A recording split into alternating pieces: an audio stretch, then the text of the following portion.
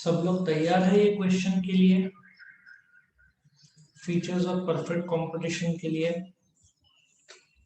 ये क्वेश्चन का importance, if you check out question number 2 और क्वेश्चन नंबर 7, 2 और 7 पकड़ लो।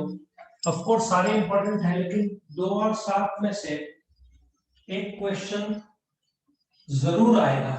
ये क्वेश्चन की खासियत है, ये 8 मार्क में भी आ सकता है, 4 मार्क में भी आ सकता है, बीबीए के लिए 16 मार्क्स के लिए भी आ सकता है। सो काफी इंपॉर्टेंट क्वेश्चन है ये, फीचर्स ऑफ परफेक्ट कंपटीशन। एक बार तुम देख लो कितने बार पूछा है तो तुमको अंदाजा आएगा। ये देखो इधर मार्च 96, 97, 1, 2, 3, 4, 5, 6, 7, 8, 9, 10, 11, 12, 13, 14, 15, 16, 17 बार पूछा है। सो इसका इंपॉर्टेंस तुमको समझ में आ रहा होगा। सो परफेक्ट कंपटीशन होता क्या है? पहली बात तो इकोनॉमिक्स में परफेक्ट कंपटीशन का डेफिनेशन एकदम प्रिसाइज और एक दायरे में दिया है। ये परफेक्ट कंपटीशन एक्चुअली में देखा जाए तो वर्ल्ड में तुमको कहीं नहीं मिलेगा। इसको आइडियल मार्केट कहा जाता है। लेकिन परफेक्ट कंपटीशन किसको बोलेंगे? जैसे कि एक आइडियल स्टूडेंट है जो सवेरे जल्दी उठता हो, पढ़ता हो, होमवर्क करता हो, घर के काम करता हो, फ्रेंड्स के साथ अच्छा है, जवाबदारी से जीता है। आइडियल ह्यूमन बीइंग भी बोल सकते हैं जिसमें सारे गुण। सो ऐसा मार्केट जिसको कुछ इकोनॉमिस्ट ने सोचा कि यदि ये गुण जो है, मैं तुमको गिनाऊंगा, करीबन 10 पॉइंट जितना होगा, यदि ये 10 पॉइंट मैच करता है तो ये मार्केट आइडियल है, परफेक्ट। तो इस मार्केट में बहुत ज्यादा सेलर है, बहुत ज्यादा बायर्स है, और जो कंडीशंस है मार्केट के वो है इन इट्स परफेक्ट फॉर्म। ये बहुत मुश्किल है मिलना ऐसा टाइप का मार्केट, क्योंकि कुछ कैरेक्टरिस्टिक्स या कुछ पॉइंट्स ऐसे हैं जो प्रैक्टिकल नहीं है, जो मैं तुमको थोड़ी देर में बताता हूँ। तो आई होप तुमको समझ में आ गया कि परफेक्ट कंपटीशन क्या है। परफेक्ट कंपटीशन एक ऐसा टाइप का मार्केट है जहां पे competition is in its most perfect form. लेकिन ये ऐसा टाइप का मार्केट के फीचर्स क्या है, कौन से स्थिति में मार्केट को परफेक्ट कहा जाएगा। So let us come to the features. उसके पहले जो इंट्रोडक्शन है कि कंपटीशन प्रिसाइज है, मार्केट स्ट्रक्चर जहाँ सेलर और बायर है, प्राइस टेकर क्या है थोड़ी देर में बताऊंगा मैं। डेफिनेशन तुमको रट्टा मारना है, बहुत सारे सेलर है, छोटा कर लेना। Demand of the output of each product is perfectly elastic, ये भी क्या है बताता हूँ अभी। फीचर समझेगा तो तुमको समझ में आएगा डेफिनेशन।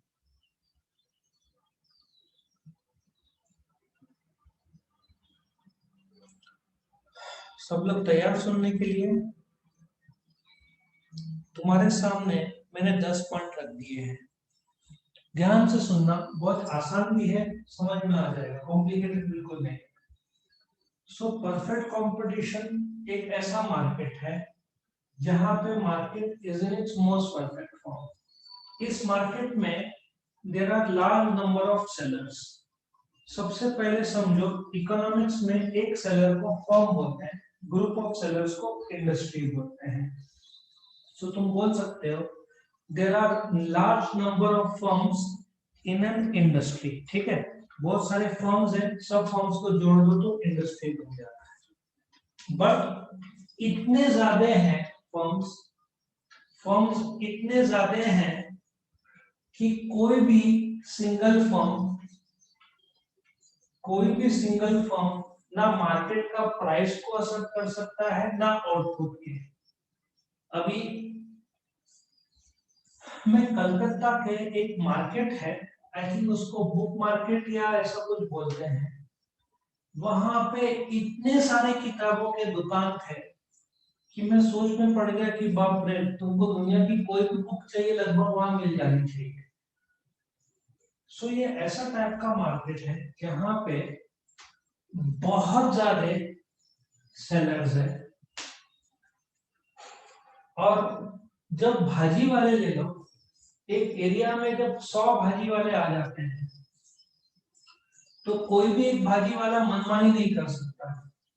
जैसा कि काकड़ी यदि मार्केट में 40 रुपीज केजी चल रहा है तो कोई भी सेलर मनमानी नहीं कर सकता कि 60 रुपीज केजी, क्योंकि कंपटीशन इतना ज्यादा है कि रेट लगभग सरीखा हो गया है। और इसमें भी पॉइंट है, रेट सबके सेम है जो आगे आने वाला है। सो अभी रिलायंस जियो और एयरटेल दो ही लगभग बचेंगे भविष्य में। तो ये लोग मनमानी करके रेट्स कम ज्यादा कर सकते, कम तो नहीं करेंगे, ज्यादा करेंगे लोग जब चाहे, क्योंकि कंपटीशन नहीं है तो ये लोग अपने हिसाब से रेट तय करेंगे।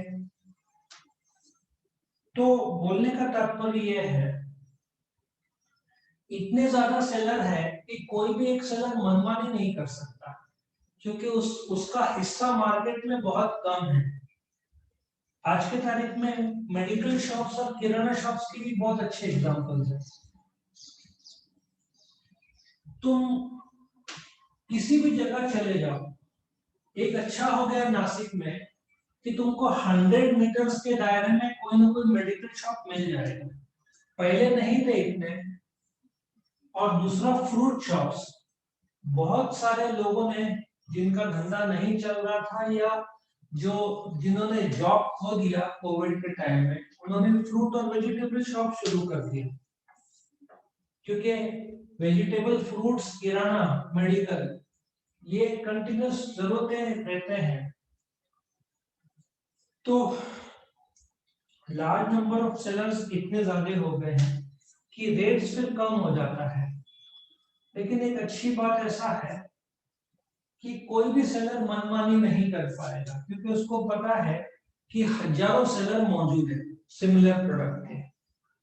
हाँ, रेट बदलना है तो सब सेलर मिलकर, जिसको हम इंडस्ट्री बोलेंगे, वो बदलेगा।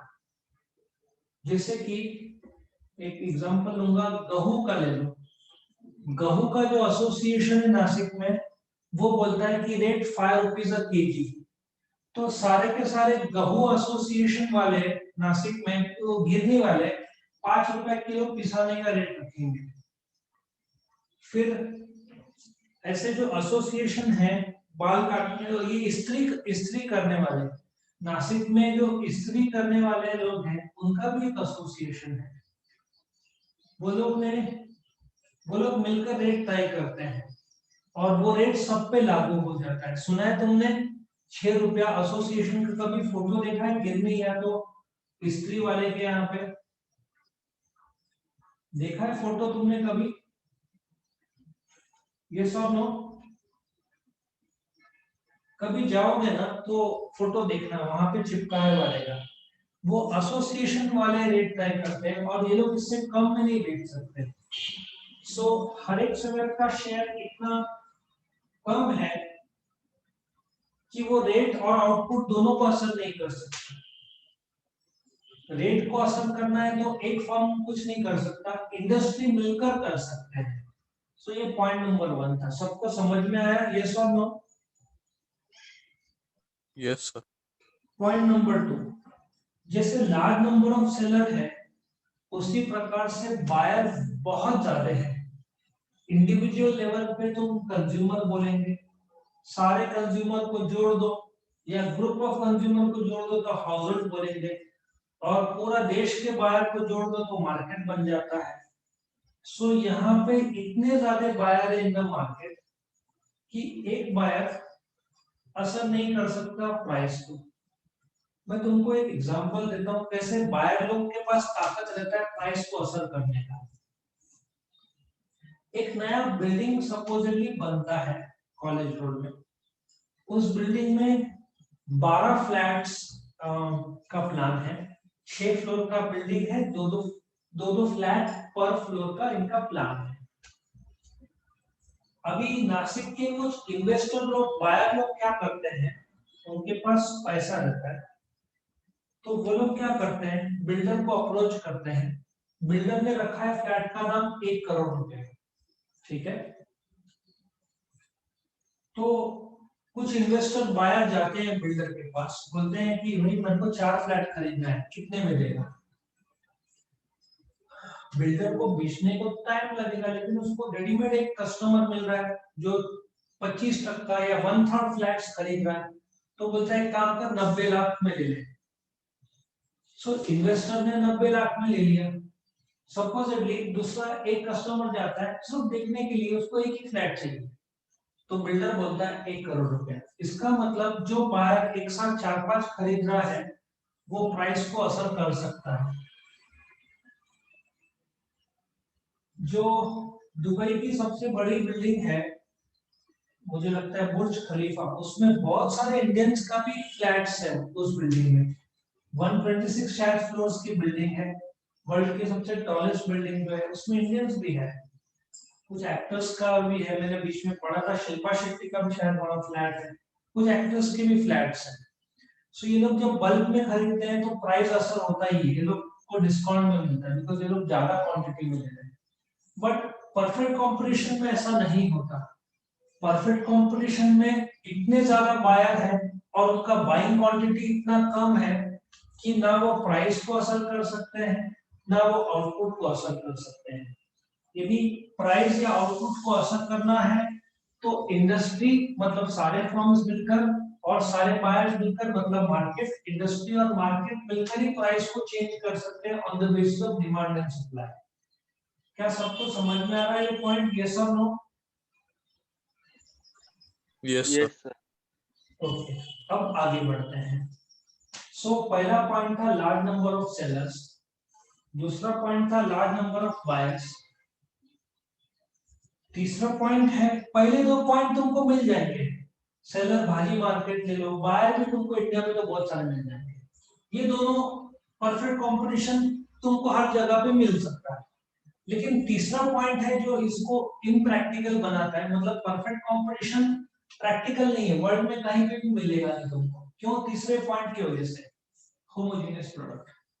इन्होंने क्या बोला है, जितने सेलर जो प्रोडक्ट बेच रहे हैं, सपोजिटली एक आदमी एक मोबाइल बेच रहा है, वैसा ही रंग का मोबाइल, वही स्पीड, वही रैम, वही ऐप, वही बैटरी, सब कुछ सेम। मतलब जो भी सेलर्स प्रोडक्ट बेच रहे हैं, जो अपना लॉ ऑफ डिमिनिशिंग मॉड्यूलेबिलिटी में होमोजेनियस प्रोडक्ट था, वही इधर होमोजेनियस प्रोडक्ट है। मतलब जो भी सेलर बेच रहे हैं जो भी प्रोडक्ट, वो सारे के सारे सेलर सेम प्रोडक्ट बेच रहे हैं।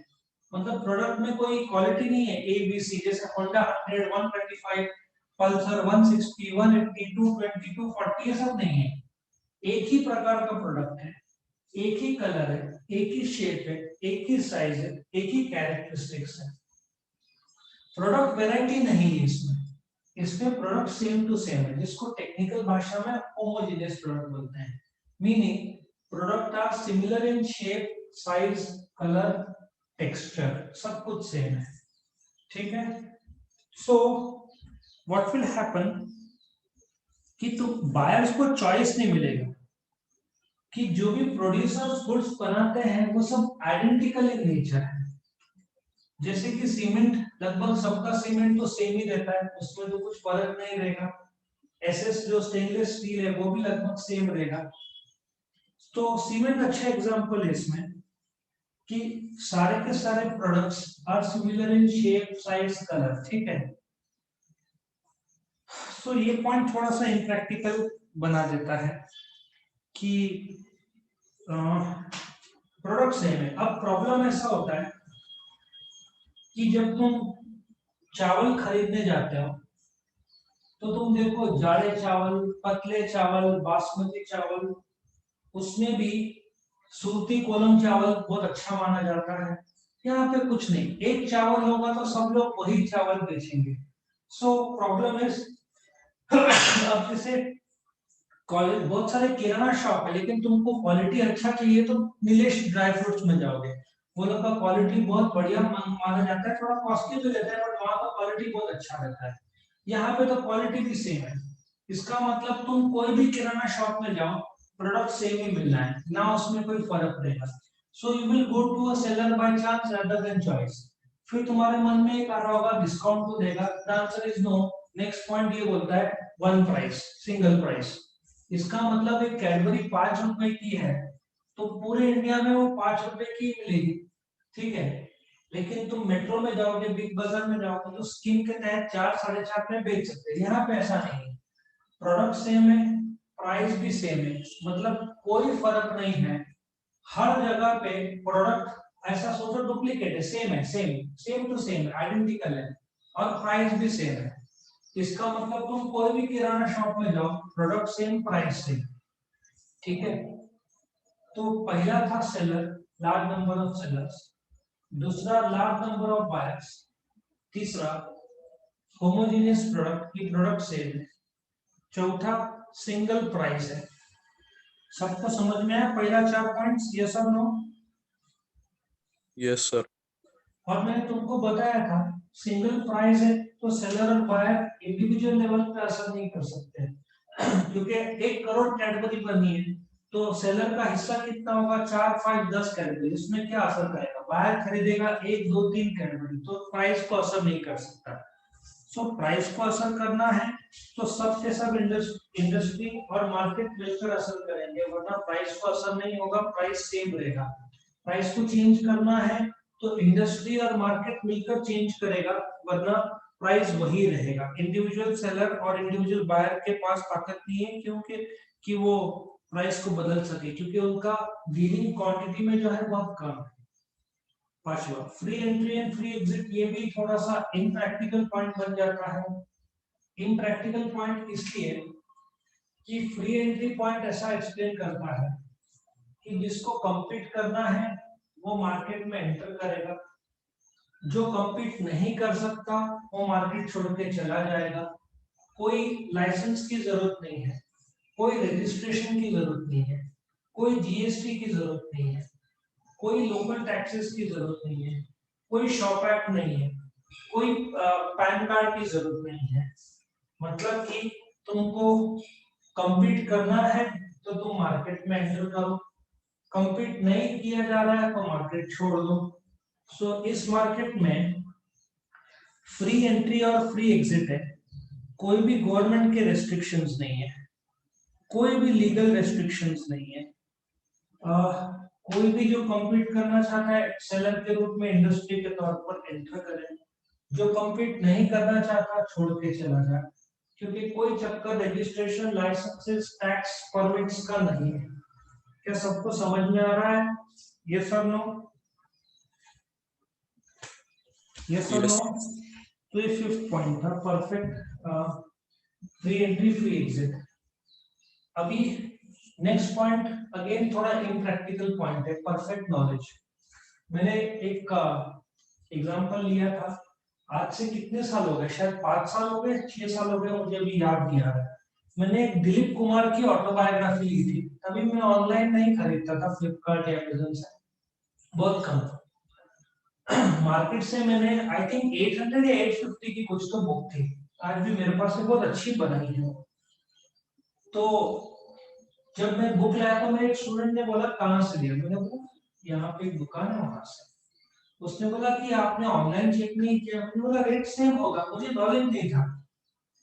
फिर जब मैंने फ्लिपकार्ट में चेक किया, वही 800 की बुक आई थिंक 600 में थी, जहां तक मुझे याद आया, 200 रुपए कम था। और अमेजन में चेक किया तो 550, 200 250 का कुछ तो फर्क था। तब मुझे समझ में आया कि ऑनलाइन सस्ता पड़ता है, बट यहाँ पे ऐसा नहीं है, वो गलती हो गया। उसके बाद से अब आज तो मैं किंडल में मंगाता हूँ। किंडल सुना है तुमने अमेजन का? Yes sir. मेरे पास तो जगह ही नहीं है बुक्स रखने के, सो मैं किंडल में ही मंगाता हूँ बुक्स। तो क्या होता है, रीडिंग भी इजी हो जाता है। सो बोलने का तात्पर्य यह है कि यहाँ पे जैसे मेरे से गलती हो गया, फिजिकली खरीदा, ऑनलाइन सस्ता था, नॉलेज नहीं था, तुम आईफोन लेने मुंबई चले जाओ, आईफोन स्टोर जाओ, रिलायंस डिजिटल जाओ, और वहां पे एक विजय ट्रेडिंग फेमस है, टाटा क्रोमा में जाओ, तुम अंधेरी साइड लाइन से मोबाइल की दुकान है, तुमको 10 जगह जाओगे तो 10 रेट मिलेंगे आईफोन के। उसमें भी कुछ लोग कैश के अलग, क्रेडिट कार्ड के अलग, डेबिट कार्ड के अलग, यूपीआई के अलग, गूगल पे सब यूपीआई में आ जाता है। बट यहाँ पे ऐसा नहीं है, सबको परफेक्ट नॉलेज है क्या रेट चल रहा है, सेलर और बायर। सेलर को परफेक्ट नॉलेज है क्या रेट चल रहा है, इसलिए कोई सेलर ने दाम बढ़ाया तो बाकी लोग बढ़ाएंगे नहीं, तो जिसने दाम बढ़ाया वो बर्बाद हो जाएगा, क्योंकि बायर को परफेक्ट नॉलेज है रेट क्या चल रहा है। अच्छा, एक सेलर ने दाम घटाया तो बाकी लोग रेट सेम करने के लिए इक्वल कर देंगे, इसका मतलब इस मार्केट में परफेक्ट नॉलेज है सेलर को और बायर को, कोई भी अंधेरे में नहीं है, ठीक है।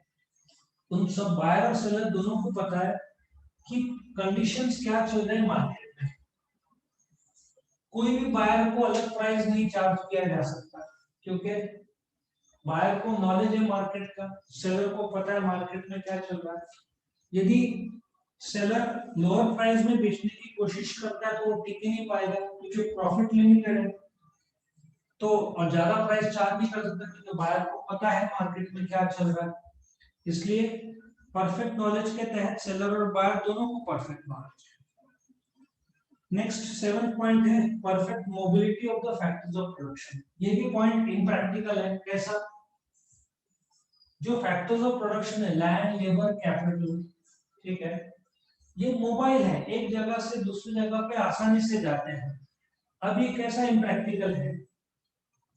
यदि मैं बोलूं क्या तुम्हारे पेरेंट्स नासिक से पुणे शिफ्ट होंगे, मेजोरिटी लोग ना बोलेंगे। अभी सबको 15-20 साल हो गए होंगे नासिक में। हाँ, तुम लोग एज यंगस्टर्स एजुकेशन के लिए पुणे मुंबई ग्रेजुएशन के बाद या 12th के बाद बोला तो तुम लोग हाँ बोल देंगे, बट पेरेंट्स नहीं। और एक और बात बताता हूँ, नासिक में जो कारपेंटरी का काम करते हैं, खास करके जो यूपी के लोग हैं, राजस्थान के लोग हैं, वो लोग वहां से इधर आते हैं, ठीक है।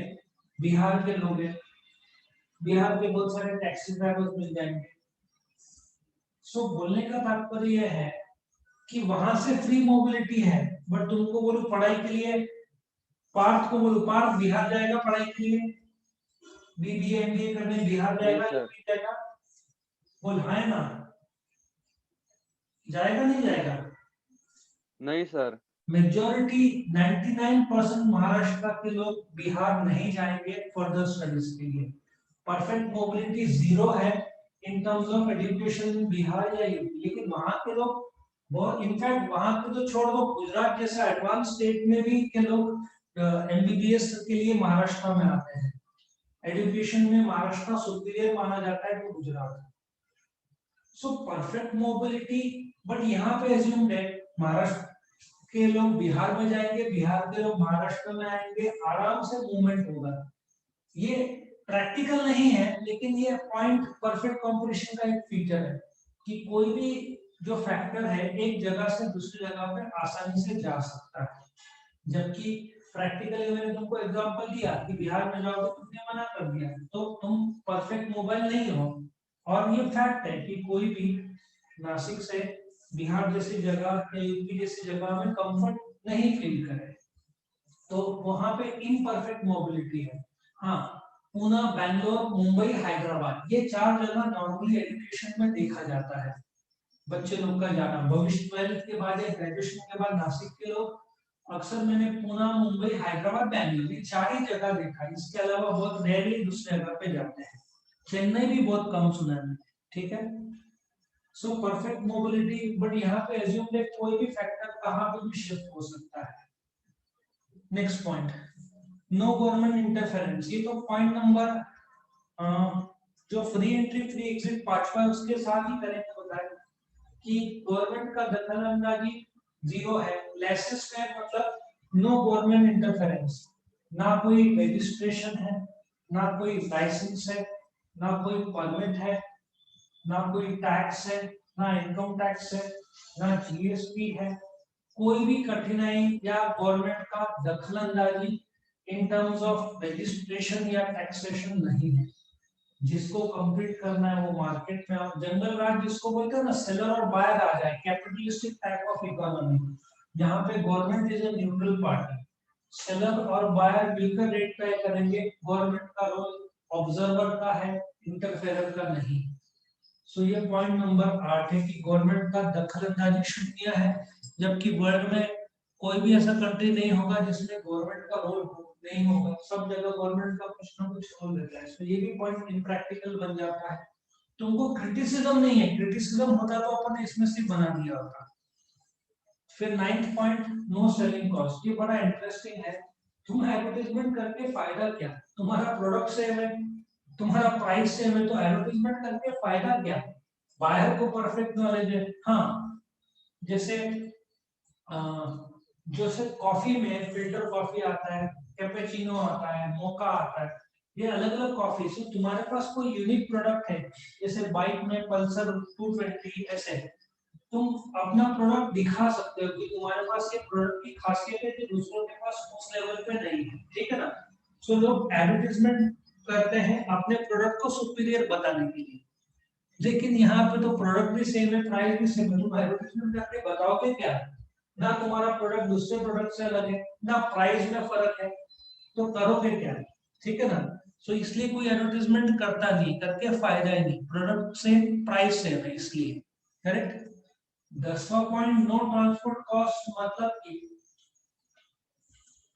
अभी मैंने कल एक स्वास्तिक पोहा देखा है तुमने? स्वास्तिक पोहा सुना है? सबसे बेस्ट पोहा माना जाता है।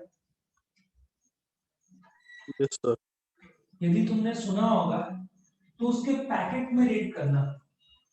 अब मुझे रेट पूरा याद नहीं आ रहा, लेकिन उसमें रेट ऐसा लिखा था, for Gujarat 65, out of Gujarat 70 या 55-60 कुछ तो था। ब्रेड में तुम देखोगे ना, for Nashik 30 rupees, for out of Nashik 32 rupees. Transportation की वजह से कॉस्ट बढ़ता है, ठीक है। इसलिए हम कांदा, टमाटर, बटाटे या कांदा जो इंपोर्ट करते हैं वो बांग्लादेश, पाकिस्तान से, अमेरिका से इंपोर्ट करोगे तो पर किलो 100 रुपए ट्रांसपोर्टेशन कॉस्ट ही लग जाएगा। कांदा तुमको 200-250 रुपए मिलेगा। पाकिस्तान, बांग्लादेश, नेपाल नजदीक है तो ट्रांसपोर्टेशन कॉस्ट बहुत कम लगता है। ये कारण है कि ये जो इमरजेंसी जो प्याज हमको इंपोर्ट करना पड़ता है, हम नजदीकी देशों से मंगाते हैं। तो नो ट्रांसपोर्ट कॉस्ट के दो मीनिंग है, या तो ट्रांसपोर्ट कॉस्ट किसी को नहीं है, मतलब ट्रांसपोर्ट कॉस्ट जीरो है ताकि प्राइस सेम रखें, और है तो सबको सलीका है। लेकिन तुम एज्यूम कर सकते हो कि ट्रांसपोर्ट कॉस्ट जीरो है बिकॉज बोल सकते हैं कि प्राइसिंग सेम हो, क्योंकि ट्रांसपोर्ट कॉस्ट अलग रहेगा तो प्राइसिंग में फर्क आता है। सो ये वाला पॉइंट है, सब लोग मार्केट के नजदीक हैं इसलिए ट्रांसपोर्ट कॉस्ट किसी को नहीं है।